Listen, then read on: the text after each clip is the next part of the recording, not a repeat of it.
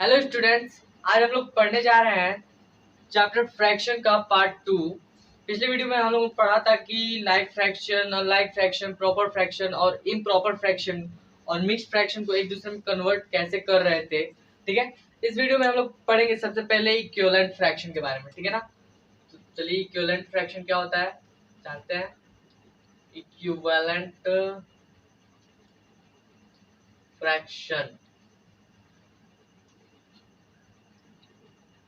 देखिए किसी भी फ्रैक्शन में किसी दिए गए नंबर से उसके न्यूमरेटर और डिनोमिनेटर में मल्टीप्लाई करा दें तो जो फ्रैक्शन मिलता है वो पहले वाले फ्रैक्शन का इक्विवेलेंट फ्रैक्शन कहलाता है। जैसे 2, 3, 4, 5, 6, 7 ये तीन फ्रैक्शन दिए गए हैं और इनके अगर इक्विवेलेंट फ्रैक्शन पूछे जा रहे हो तो किसी भी नंबर से इसके न्यूमरेटर और डिनोमिनेटर में मल्टीप्लाई कर देता है। मान लो 2 से मल्टीप्लाई कर दिया ऊपर और नीचे, तो ये क्या बनेगा 4 और 3 टू द 6, ये बन गया 4/6। यानी जो 4/6 बना वो 2/3 का इक्विवेलेंट फ्रैक्शन बन गया। वैसे ही 4/6 4/5 में हम लोग और 3 से मल्टीप्लाई कर दें, नीचे भी 3 से मल्टीप्लाई कर दें तो ये हो जाएगा 12/15। यानी जो 12/15 आया वो 4/5 का इक्विवेलेंट फ्रैक्शन बन गया। वैसे 6/7 के अगर ऊपर ऊपर और नीचे 4 से मल्टीप्लाई कर दें तो ये हो जाएगा 24/28। यानी ये जो 24/28 बना वो 6/7 का इक्विवेलेंट फ्रैक्शन बन गया। मतलब कहने का मतलब यही है कि कोई भी फ्रैक्शन दिया गया हो तो किसी नंबर से उसके न्यूमरेटर और डिनोमिनेटर से मल्टीप्लाई कर देने पे उसका इक्विवेलेंट फ्रैक्शन मिल जाता है। अब बात करते हैं कि कैसे किसी दो या अधिक फ्रैक्शन को चेक करेंगे कि वो इक्विवेलेंट है कि नहीं है। ठीक है, चेक करते हैं। चेकिंग इक्विवेलेंट फ्रैक्शन, दो फ्रैक्शन को इक्विवेलेंट चेक करना है। ठीक है, तो हम लोग उदाहरण लेते हैं। पहले 5/3 50/9 पहला है। दूसरा उदाहरण है 4/5 12/15 और तीसरा उदाहरण है 15/2 7/5। ठीक है, इन तीनों को चेक करना है कि ये इक्विवेलेंट है कि नहीं है। तो देखिए इन तीनों को मतलब किसी भी दो फ्रैक्शन को ये चेक करना हो कि इक्विवेलेंट है कि नहीं है तो उसका बहुत ही सिंपल रूल होता है। क्या करते हैं, इसका मल्टीप्लिकेशन इसमें करते हैं और इसका क्रॉस मल्टीप्लिकेशन इसमें करते हैं। ठीक है, तो ये क्या हो जाएगा 5/9, फिर ये क्या हो जाएगा 3/15, ये आ जाएगा 45, ये आ जाएगा 45।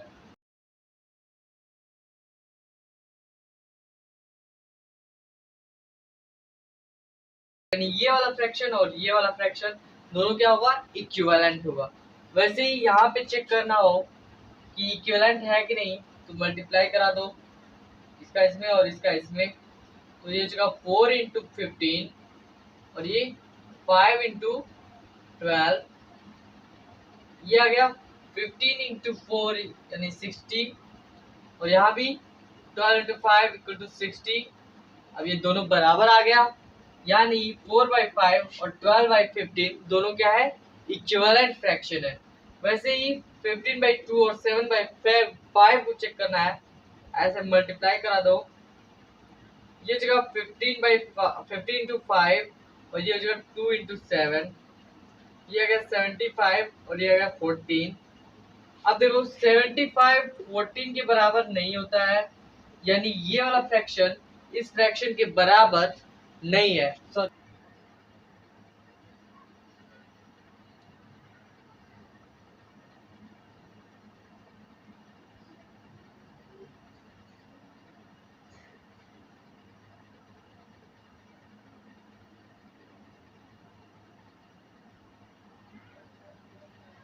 देखो कोई फ्रैक्शन दिया गया है और उसको उसकी लोवेस्ट टर्म में छोटे से पार्ट में उसको कन्वर्ट करना है, उसको रिड्यूस कर देना है।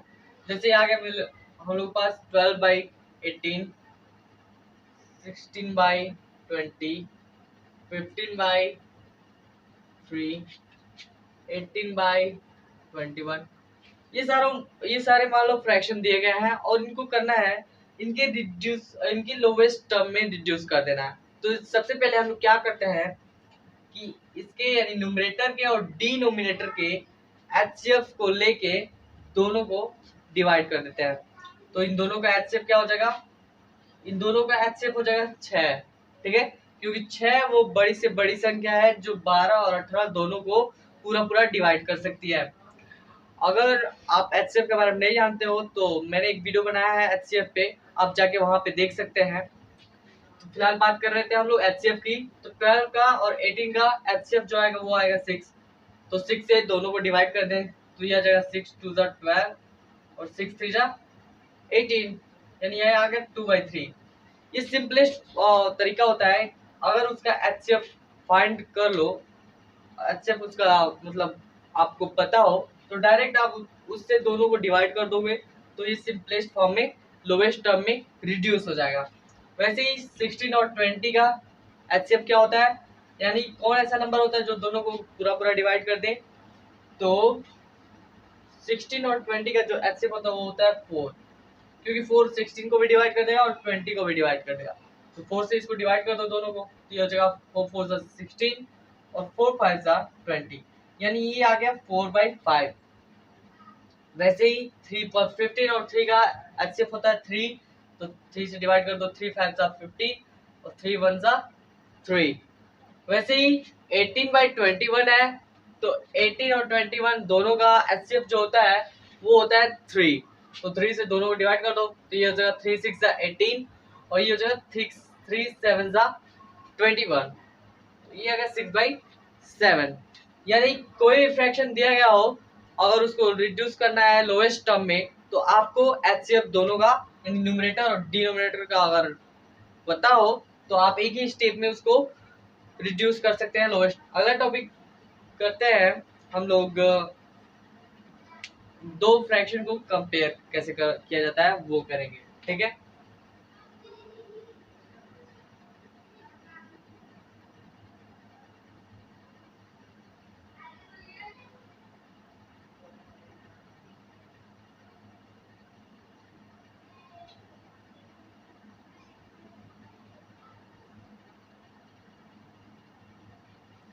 इसमें पढ़ेंगे किसी दो फ्रैक्शन को, चाहे वो मिक्स्ड हो या फिर इम्प्रॉपर हो या फिर प्रॉपर फ्रैक्शन हो, उसको कंपेयर कैसे किया जाता है। चलिए करते हैं कंपेयर। पहला हम लोग लेते हैं यहाँ पे 17/8 और 8/3। यहाँ पे लेते हैं दूसरा 3 2/5 और 4 3/6। तीसरा लेते हैं 3/4 और 5/6। यहाँ पे हम लोगों ने 3 एग्जाम्पल लिया है। पहले एग्जाम्पल में ये देख रहे हैं आप लोग इम्प्रॉपर फ्रैक्शन है, ऊपर न्यूमरेटर बड़ा है और डिनोमिनेटर छोटा है। ये इम्प्रॉपर फ्रैक्शन को कंपेयर करना है, दूसरे में मिक्स्ड फ्रैक्शन को कंपेयर करना है और तीसरे में प्रॉपर फ्रैक्शन को कंपेयर करना है। तो सबसे पहले शुरू करते हैं यहाँ से। इन दोनों को कंपेयर करने का, इन तीनों को कंपेयर करने का एक ही रूल होता है। वो बहुत ही सिंपल होता है। वो क्या करते हैं कि इसको मल्टीप्लाई कराते हैं इसमें और इसको मल्टीप्लाई कराते हैं इसमें। तो कराओ, 17 का 3 में मल्टीप्लाई कराओगे तो ये हो जाएगा 17 × 3, और या फिर 8 का 8 में कराओगे तो ये हो जाएगा 8 × 8। तो ये आ जाएगा 17 × 3 51 और ये 8 × 8 आ जाएगा 64। अब 51 और 64 दोनों में कौन बड़ा है, 64, ऐसे लगा दो। यानी दूसरा वाला, इधर वाला जो फ्रैक्शन है वो बड़ा है, यानी लिखेंगे 70/8 इज लेस देन 8/3, ठीक है। वैसे ही दूसरे को कंपेयर करना है, तो इसको कंपेयर इसको कंपेयर करना है तो सबसे पहले इसको इम्प्रॉपर फ्रैक्शन में कन्वर्ट करेंगे। तो कैसे किया जाता है इम्प्रॉपर फ्रैक्शन में कन्वर्ट?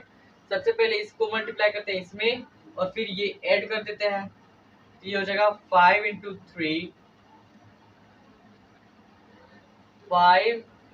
3 plus 2 divided by 5।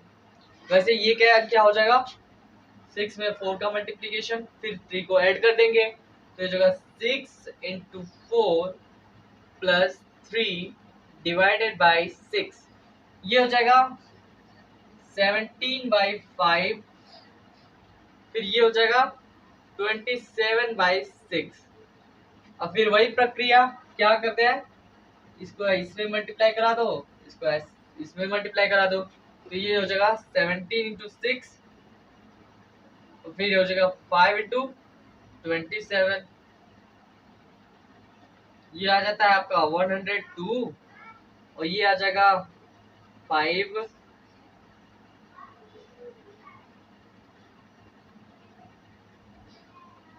ये आ जाएगा 135। अब दोनों में बड़ा कौन है, तो ऑब्वियसली यही बड़ा है, यानी ऐसे साइन लग जाएगा। अब ये बड़ा है यानी इसका मतलब सेकेंड वाला फ्रैक्शन, ये वाला फ्रैक्शन बड़ा है, तो लिखेंगे कि 17 बाई, यानी ये सबसे ऊपर क्या था, ये वाला फ्रैक्शन 3/2/5 इज लेस देन 3/6, ठीक है ना। वैसे ही अब इसको करते हैं, इसका डायरेक्ट मल्टीप्लिकेशन कर दो, इसको इसमें और इसको इसमें, तो ये 3 इंटू 6 और फिर यहाँ से 4 इंटू 5। अब ये 3 इंटू 6 कितना हो जाता है 18, और 4 इंटू 5 कितना हो जाता है 20, ठीक है। अब 18 में और 20 में दोनों में बड़ा कौन है, ये वाला, यानी इधर वाला फ्रैक्शन जो है इससे बड़ा है, लिखेंगे 3/4 इज लेस देन 5/6। आपके समझने के लिए एक और एग्जांपल लेते हैं हम लोग, 3/2 और 1/2/3,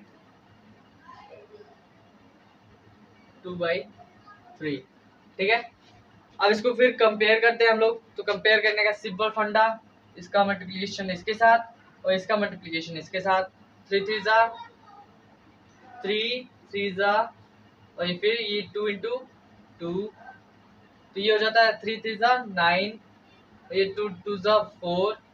अब 9 और 4 में कौन बड़ा है, 9 बड़ा है, यानी पहला वाला फ्रैक्शन दूसरे वाले फ्रैक्शन से बड़ा है, यानी 3/2 इज ग्रेटर देन 2/3। आशा करता हूँ आपको ये समझ में आया होगा। अब बढ़ते हैं आगे असेंडिंग और डिसेंडिंग ऑर्डर की तरफ, कैसे किसी फ्रैक्शन को असेंडिंग और डिसेंडिंग ऑर्डर में लिखते हैं। अब हम लोग पढ़ने जा रहे हैं फ्रैक्शन का असेंडिंग और डिसेंडिंग ऑर्डर में लिखना, ठीक है। सबसे पहले समझेंगे कि कैसे किसी फ्रैक्शन को असेंडिंग ऑर्डर में लिखते हैं। असेंडिंग ऑर्डर,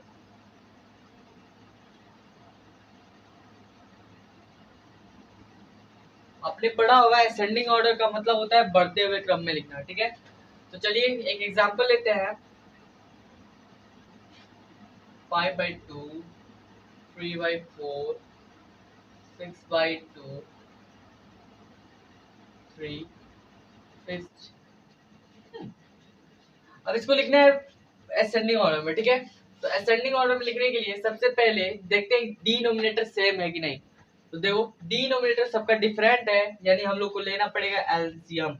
तो ले लो 2 4 3 6 का एलसीएम क्या हो जाएगा, सबसे पहले 2 से डिवाइड करें तो 2 1 2 2 3 4, फिर 3 और फिर 3, फिर 2 से काटो तो 2 2 करने 2 1 2, 3 तो कटेगा नहीं तो 3 ऐसे ही, फिर 3 से काटेंगे तो 3 से हो जाएगा 1 1 1 1, यानी एलसीएम हो गया 2 गुणे 2 गुणे 3 यानी 12।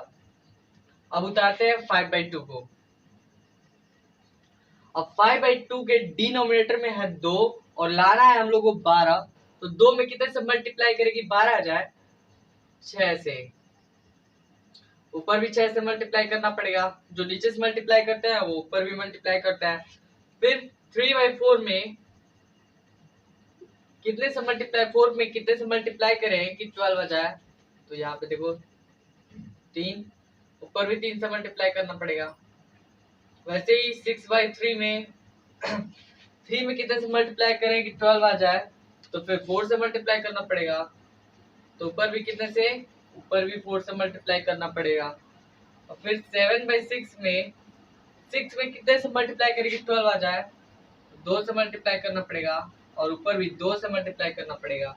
अब ये हो गया 30/12, तो ये आ गया 9/12, ये आ गया 24/12, और ये आ गया 14/12। अब देखिए, देखना है इसको असेंडिंग ऑर्डर में, तो सबसे पहले सबसे छोटा वाला देखते हैं कि सबसे छोटा इसमें से है कौन, क्योंकि डिनोमिनेटर तो सेम हो गया है, तो न्यूमरेटर में बस फाइंड आउट करना है कि कौन सबसे छोटा है और कौन सबसे बड़ा है। तो सबसे छोटा इसमें 9 दिख रहा है, तो 9/12 को लिखेंगे पहले। उसके बड़ा, उससे बड़ा कौन सा है, 14 है, तो लिखेंगे 14/12। फिर इससे बड़ा कौन है, 24 है, तो लिखेंगे 24/12।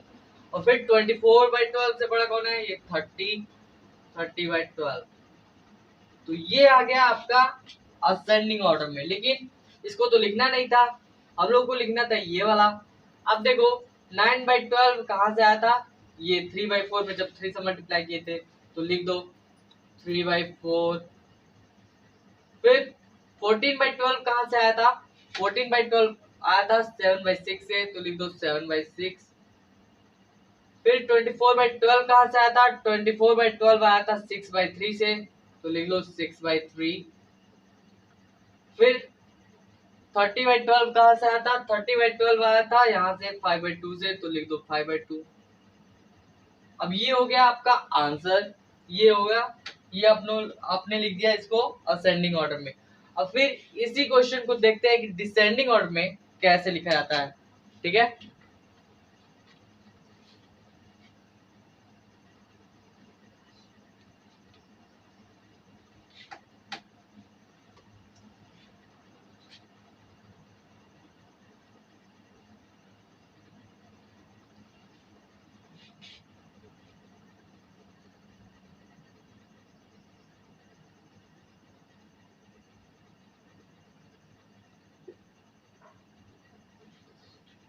चलिए अब ये हो गया डिसेंडिंग ऑर्डर, यानी इस क्वेश्चन को, इस एग्जांपल को बनाना है हम लोग को डिसेंडिंग ऑर्डर में, यानी डिसेंडिंग ऑर्डर में इसको लिखना है। तो फिर 2 4 3 6 डिनोमिनेटर अलग अलग है, तो सबका एलसीएम ले लो पहले। तो ये हो जाएगा 2 4 3 6 का एलसीएम, पहले 2 से काटो तो 2 एकम 2, 2 दूनी 4, 3 3, फिर 2 1 1, ये 3 3, फिर 3 से काटो तो 1 1 1 1, यानी एलसीएम आ गया कितना, 2 गुणे 2 गुणे 3, 12। ठीक है, अब 5/12, 5/2 में 2 डिनोमिनेटर यहाँ पे 2 है और लाना है 12, तो कितने से मल्टीप्लाई करना पड़ेगा, 6 से, तो कर दो 6 से। अब 6 से नीचे मल्टीप्लाई किए हो तो 6 से ऊपर भी। फिर 3/4 में यहाँ पे 4 है और लाना है 12, मल्टीप्लाई करना पड़ेगा 3 से, तो यहाँ भी 3 से मल्टीप्लाई कर दो। फिर 6/3 में यहाँ पे 3 लाना है 12, तो कर दो मल्टीप्लाई 4 से, तो यहाँ भी 4 से मल्टीप्लाई हो जाएगा। फिर 7/6 में 6 है और लाना है 12, तो फिर 6 में 2 से मल्टीप्लाई कर दो और यहाँ भी 2 से मल्टीप्लाई हो जाएगा। अब ये बन गया 30/12, 9/12, 24/12 और 14/12। अब देखो पिछले टॉपिक में, पिछले असेंडिंग ऑर्डर लिखना था जब, तो हम लोगों ने सबसे पहले छोटा वाला प्रेफर किया था, लेकिन जब डिसेंडिंग ऑर्डर में लिखते हैं तो डिसेंडिंग ऑर्डर का मतलब होता है घटते हुए क्रम में लिखना। तो देखो सबसे बड़ा इसमें से कौन है, सबसे बड़ा है यहाँ पे 30/12, क्योंकि न्यूमरेटर इसका बड़ा है, सबका डिनोमिनेटर तो सबका सेम ही है, तो न्यूमरेटर बड़ा है तो इसको लिखेंगे पहले। 30/12 को लिखेंगे पहले। अब इससे छोटे वाले को देखेंगे, इससे छोटा वाला कौन सा है? तो देखो इससे छोटा ये है 24/12। अब 24 से भी छोटा कौन है? तो ये है 14, तो लिखेंगे 14/12। अब 14 से भी छोटा कौन सा है? ये 9/12। ठीक है। अब देखो इसको तो लिखना नहीं था, हम लोग को लिखना था इसको डिसेंडिंग ऑर्डर में। तो ये जो 30/12 है वो कहाँ से आया है? वो आया है आपका 5/2 से। 5/2 लिख दो। फिर 24/12 कहाँ से आया है? 24/12 आया है आपका यहाँ से 6/3 से, तो लिख दो 6/3। अब फिर ये जो 14/12 है वो कहाँ से आया है? वो आया है आपका यहाँ से 7/6 से, तो लिख दो 7/6। अब फिर लाना है ये जो 9/12 है वो कहाँ से आया है? वो आया है आपका यहाँ से 3/4 से, तो लिख दो 3/4। यानी इसको हम लोग डिसेंडिंग ऑर्डर में ऐसे लिख दिए। ठीक है। तो आशा करता हूँ कि ये टॉपिक आप लोगों को समझ में आया होगा। अगले वीडियो में हम लोग समझेंगे कि फ्रैक्शन से रिलेटेड और भी एडिशन, उसका सब्ट्रैक्शन, उसका डिवीजन, उसका मल्टीप्लिकेशन और भी बहुत सारी चीजें। तो इस वीडियो को लाइक कर दीजिएगा और चैनल को सब्सक्राइब कर दीजिएगा। धन्यवाद।